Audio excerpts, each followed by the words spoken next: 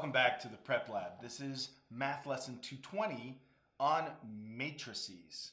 A matrix is an array of numbers. It's this row and columns of numbers that looks like a spreadsheet. It's actually the math that a spreadsheet's based on. It's kind of obsolete math, but it's tested on the ACT quite often. So it's been showing up about once a test. There's usually only one problem on it. So if you're not scoring very high, you can skip it. But if you'd like to get a high score and you don't know much about matrices, matrix, and the plural is a matrices, if you want to learn about it, watch the video. So what do we have here? We have a row and a column. A matrix is defined by the number of rows and the number of columns. Here we have a 2 by 2 matrix. What's this used for? Not much anymore in real life, but here's a problem. Horton has a bookstore in Whoville. Red books are $5, green books are $7, and orange books are $10. I can put the number of books in a matrix here, a 1 by 3 matrix, and then the prices in a 3 by 1 and multiply them out so that I get 5R, 7Gs, and 10Os. That would be the price of a book times the number of books. You can add a matrix. Matrices that are added have to be the exact same size, so a 2 by 2 or a 3 by 3. And row column matches. So we we add 7 to 3, 10. We add -4 to 2, -2. We add 3 to -5, -2, and 4 to 6 and get 10.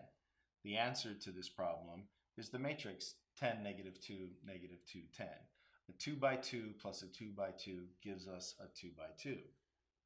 The other thing is, if there's a number, almost always a variable, in front of a matrix, it works like a coefficient on a variable.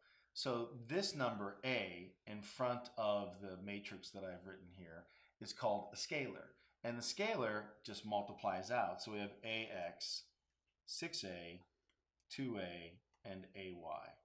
That is equivalent. Little minor thing you need to know.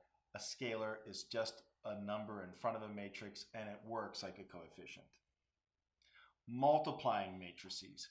When you multiply a matrix, you have to have row by column times row by column. And these two numbers, the first column and the second row, must match. So if we take a look at it, we have 2 rows and 3 columns here, and 3 rows and 2 columns. Our numbers match. This is 3 by 3 in the center, and it'll give us a 2 by 2 matrix. Let's go for it. You multiply the first row by the first column. So 3x times 4x is 12x squared. 4 times 3 is also 12, and 2 times 2 is 4. So that's our first position. You multiply the first row by the second column, and we get 21x, 4, and 4y. That's the second position. We multiply, let's do purple, the second row by the first column. This gets a little bit tricky.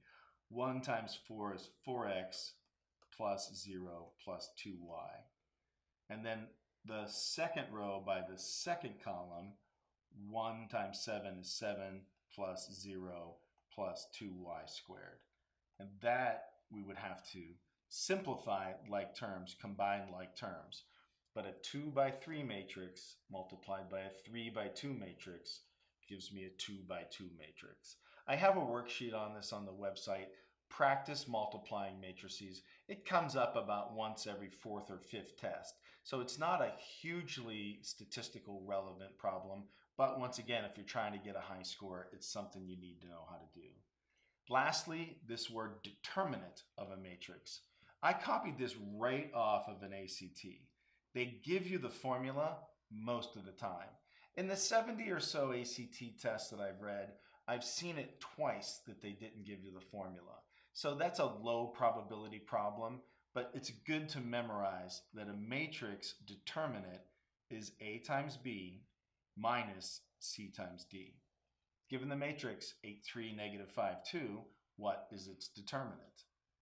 8 times negative 2, negative 16, minus negative 5 times negative 3, minus 15.